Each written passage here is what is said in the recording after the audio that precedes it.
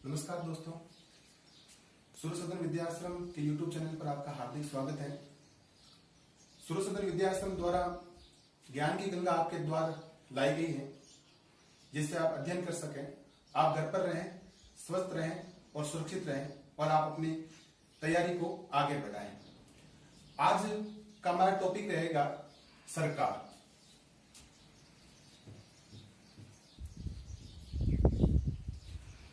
दोस्तों, ये टॉपिक कक्षा 10 का एक महत्वपूर्ण टॉपिक है और एग्जाम में 7 अंक के जो प्रश्न है वो इसी टॉपिक में से आता है।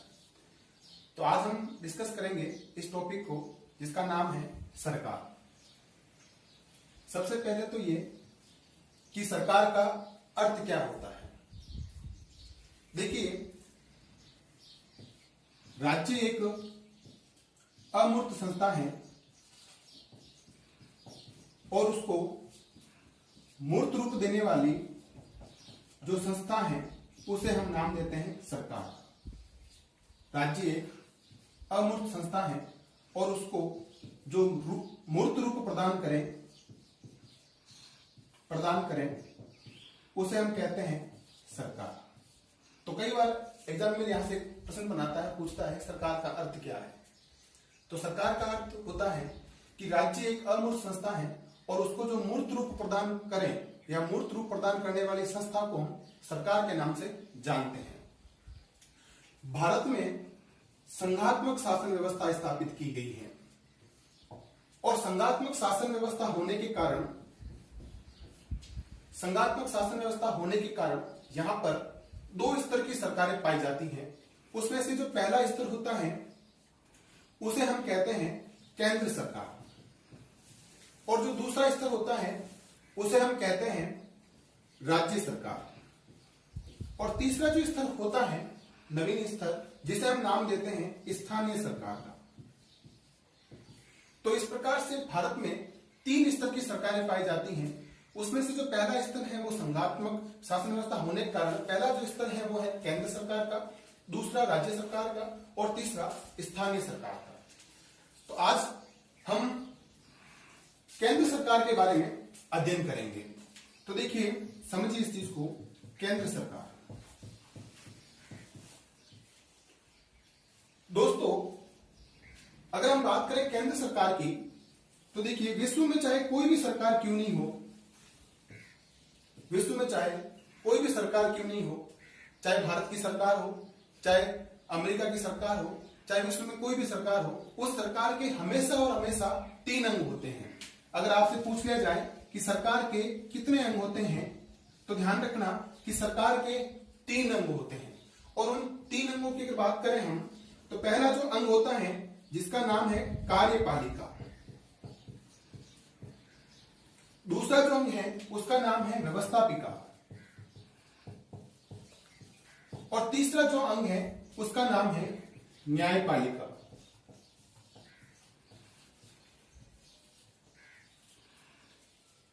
ये तीनों अंग ही सरकार के लिए बहुत ही महत्वपूर्ण अंग हैं।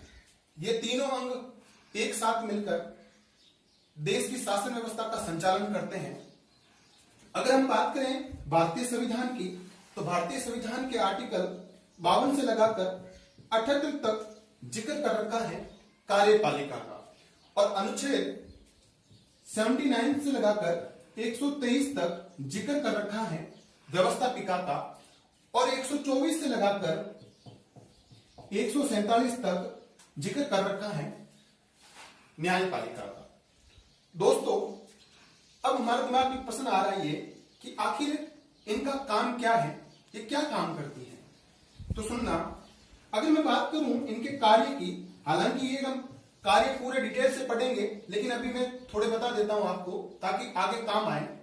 तो देखिए, हम बात करें कार्यों की, तो जो व्यवस्थापिका होती है इसका हमेशा और हमेशा काम होता है कानून का निर्माण करना। विश्व में चाहे कोई भी व्यवस्थापिका क्यों नहीं होगी, उसका हमेशा और हमेशा काम एक ही होगा, कानून का निर्माण करना।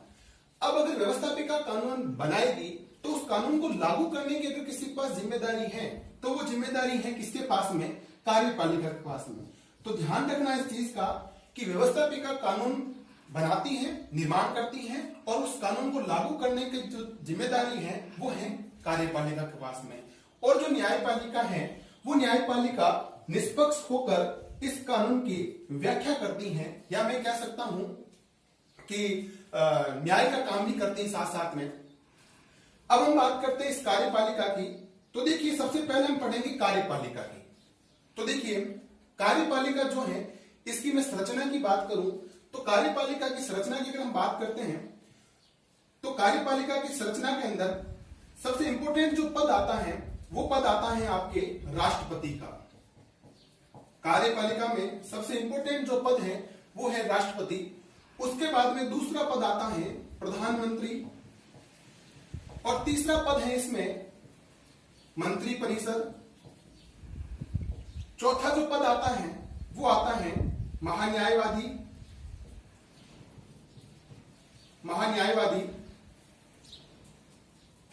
इन सभी पदों को मिलाकर और ये सारी पद मिलकर एक संरचना का निर्माण करते हैं और वो जो संरचना का निर्माण करते हैं उसे हम नाम देते हैं कार्यपालिका का। इसके साथ साथ में जितने भी सरकारी कर्मचारी हैं वो सारे के सारे भी इसी कार्यपालिका में शामिल होते हैं।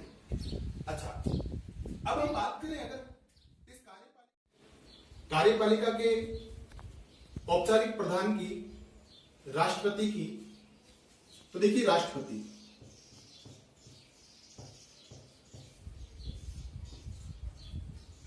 अगर मैं बात करूं राष्ट्रपति की तो राष्ट्रपति देश का प्रथम नागरिक, कार्यपालिका का नाम मात्र का मुखिया तथा तीनों सेनाओं का प्रधान। अगर बात करें हम राष्ट्रपति की तो भारतीय संविधान के अनुच्छेद 52, 53, 54, 55, 56, 57, 58, 59, 60। अगर हम बात करें राष्ट्रपति की तो भारतीय संविधान के अनुच्छेद 52 में इस चीज का उल्लेख किया गया है कि भारत का एक राष्ट्रपति होगा। भारत का एक राष्ट्रपति होगा। राष्ट्रपति शब्द का जो जिक्र है वो आर्टिकल 52 में किया गया है। आर्टिकल 53 जो है वो जिक्र करता है राष्ट्रपति की शक्तियों का, कि भारत के राष्ट्रपति के पास में क्या क्या शक्तियां होगी, क्या क्या पावर ऑफ अटॉर्नियां होगी, जिसका प्रयोग वो कैसे करेगा, कब कब प्रयोग किया जाएगा, उनका जो जिक्र है वो आर्टिकल 53 में किया गया है। आर्टिकल 54 जो है भारत के राष्ट्रपति के निर्वाचन के संदर्भ में स्पष्ट वर्णित करता है कि भारत के राष्ट्रपति का निर्वाचन कैसे होगा, कौन कौन इसमें भाग लेंगे, किस प्रकार से होगा, इन चीज का जो जिक्र है वो आर्टिकल 54 में कर रखा है। और उसके बाद में आर्टिकल 55 जिक्र करता है राष्ट्रपति के निर्वाचन पद्धति का, कि इसका निर्वाचन किस पद्धति के द्वारा किया जाएगा और कैसे होगा इसका निर्वाचन, इसके संदर्भ में जिक्र करता है आर्टिकल 55। आर्टिकल 56 जो है वो राष्ट्रपति के पद की अवधि का जिक्र करता है कि पद की अवधि कितनी होगी, 5 साल या उससे अधिक। इस चीज का जो जिक्र कर रखा है वो जिक्र करता है आर्टिकल 56। आर्टिकल 57 जो है वो जिक्र करता है राष्ट्रपति के पद की पुनर्निर्वाचन के संदर्भ में, कि उसका पुनर्निर्वाचन किस प्रकार से किया जाएगा, होगा या नहीं होगा, इसके संदर्भ में जिक्र करता है आर्टिकल 57, जिस पर संविधान मौन है। अगर बात करें हम बात कर रहे हैं आर्टिकल 58 की, जिसमें जिक्र कर रखा है राष्ट्रपति के पद की क्या क्या योग्यताएं होती हैं। भारत के राष्ट्रपति के पद के उम्मीदवार के पास में क्या क्या योग्यताएं होनी चाहिए, इस चीज का उल्लेख किया गया है भारतीय संविधान के अनुच्छेद 58 में। आर्टिकल 59 ये कहता है कि राष्ट्रपति पद के उम्मीदवार के लिए क्या क्या अनिवार्य शर्तें होती हैं, जिन शर्तों को वो पूरा करेगा तभी वो राष्ट्रपति के लिए चुना जाएगा। आर्टिकल 60 जिक्र करता है राष्ट्रपति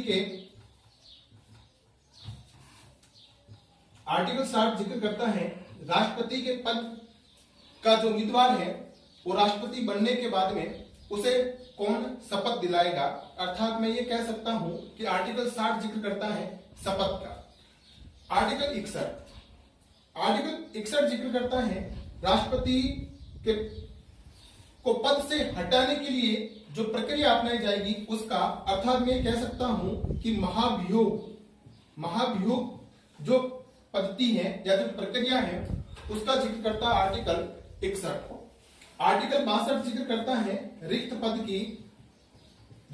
की आकस्मिक स्थिति में राष्ट्रपति का पद अगर रिक्त हो जाए तो उस स्थान पर कौन आएगा, कब तक रहेगा, कब चुनाव होंगे, इसके संदर्भ में जिक्र करता है आर्टिकल 62। और आर्टिकल 71 भी आप याद रखना, बहुत ही इंपॉर्टेंट आर्टिकल है, क्योंकि राष्ट्रपति के निर्वाचन के संबंध में जो विवाद होंगे उन विवादों का समाधान करने का जो अधिकार है वो दे रखा है सर्वोच्च न्यायालय को।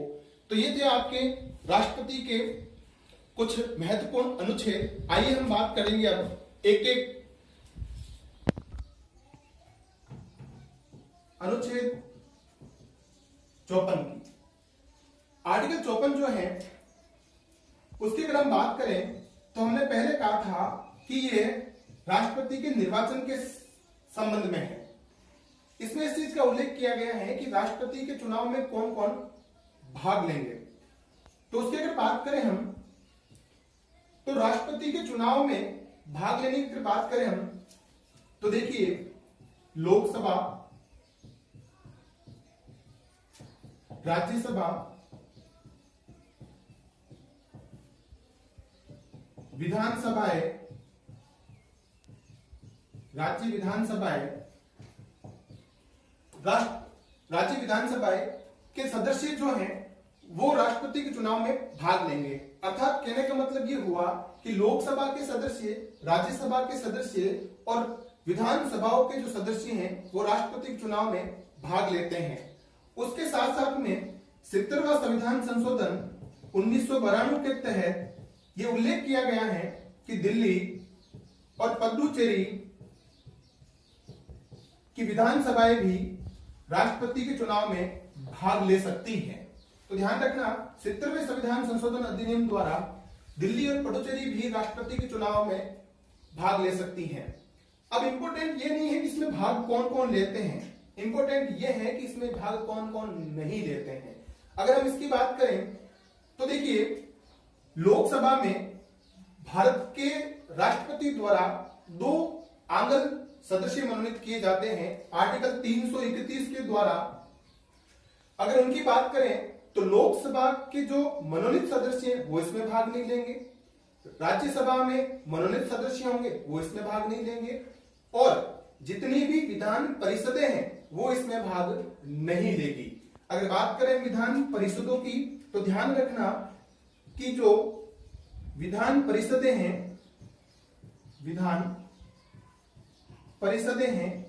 या विधान परिषदों के जो सदस्य हैं वो इसमें भाग नहीं लेंगे। अच्छा, अगर बात करें विधान परिषदों की आर्टिकल 55 की बात करें तो इसमें जिक्र कर रखा है राष्ट्रपति के निर्वाचन की पद्धति का, कि राष्ट्रपति का निर्वाचन जो होगा वो किस पद्धति से होगा। तो इसकी अगर बात करें हम तो राष्ट्रपति का जो निर्वाचन है वो एकल संक्रमणीय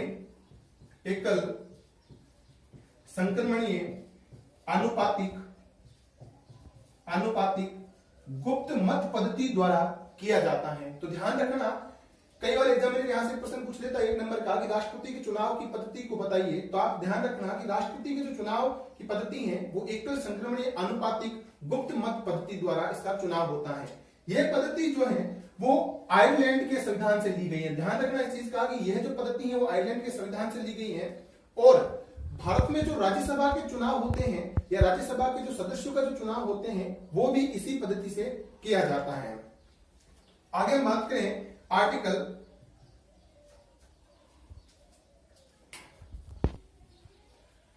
अनुच्छेद 56 जिक्र करता है राष्ट्रपति के पद की अवधि की।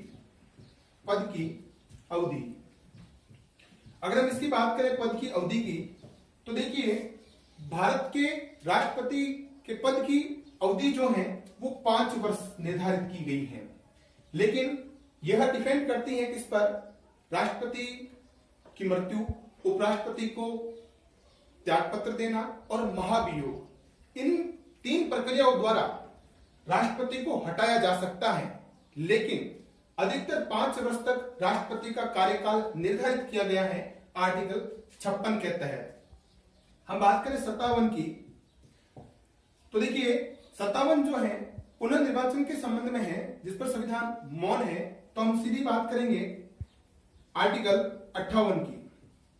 आर्टिकल जो 58 है उसमें जिक्र कर रखा है राष्ट्रपति के पद के उम्मीदवार की क्या क्या योग्यताएं होनी चाहिए, कौन कौन सी उसमें एबिलिटीज होनी चाहिए। तो देखिए आर्टिकल 58 में योग्यता का जिक्र कर रखा है।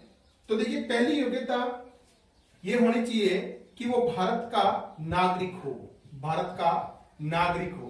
तो ध्यान रखना इस चीज का कि पहली योग्यता ये है कि वो भारत का नागरिक होना चाहिए।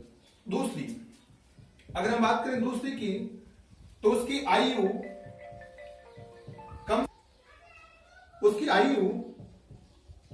कम से कम 35 वर्ष होनी चाहिए।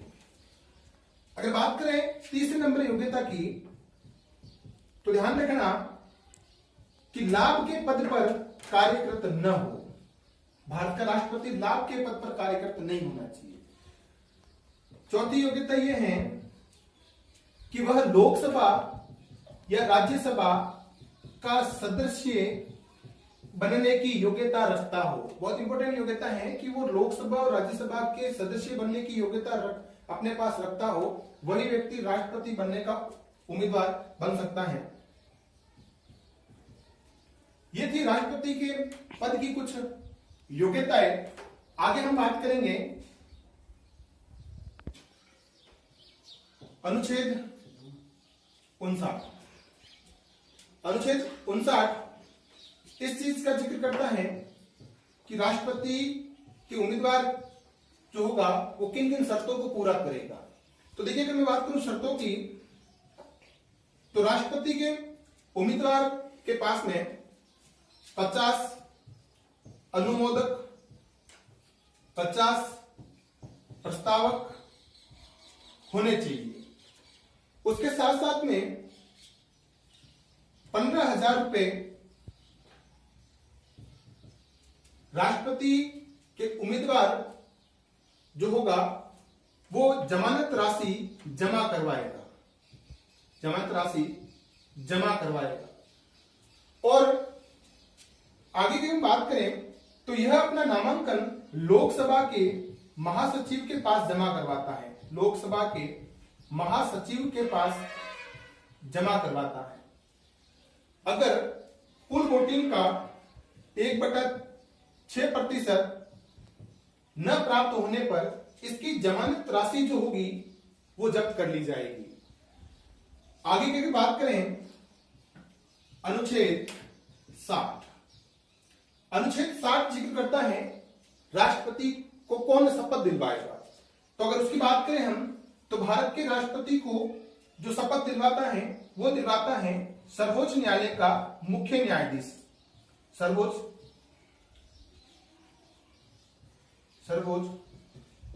न्यायालय का मुख्य न्यायाधीश, सर्वोच्च न्यायालय के मुख्य न्यायाधीश द्वारा इसको शपथ दिलवाई जाती है भारत के राष्ट्रपति को। अनुच्छेद 61। अनुच्छेद 61 जिक्र करता है राष्ट्रपति को पद से हटाने का। राष्ट्रपति को पद से हटाने की जो प्रक्रिया है वह महाभियोग प्रक्रिया कहलाती है। अर्थात आप ये कह सकते हो कि राष्ट्रपति को पद से हटाने की प्रक्रिया महाभियोग प्रक्रिया कहलाती है। अब प्रश्न ये बनता है कि इस प्रक्रिया को कैसे लाया जाता है, किस प्रकार से राष्ट्रपति को हटाया जाता है। तो देखिए राष्ट्रपति को पद से हटाने की जो प्रक्रिया है ये संसद के किसी भी सदन में लाई जा सकती है, अर्थात लोकसभा में भी लाई जा सकती है और राज्यसभा में भी लाई जा सकती है। लेकिन शर्त यह होगी कि यह प्रक्रिया जब लाई जा रही है तो उससे 14 दिन पहले, 14 दिन पूर्व राष्ट्रपति को इसकी सूचना देनी होगी। राष्ट्रपति को इसकी सूचना देनी होगी। लेकिन शर्त यह भी है कि राष्ट्रपति के कोई भी सदस्य 1/4 सदस्य यह प्रस्ताव संसद के सामने रखते हैं। अर्थात कहने का मतलब ये हुआ कि 1/4 सदस्य एक संकल्प पारित करते हैं संसद में और 14 दिन बाद यह संकल्प पारित होगा। संसद के 2/3 सदस्य मिलकर इस संकल्प को अगर पास कर देते हैं,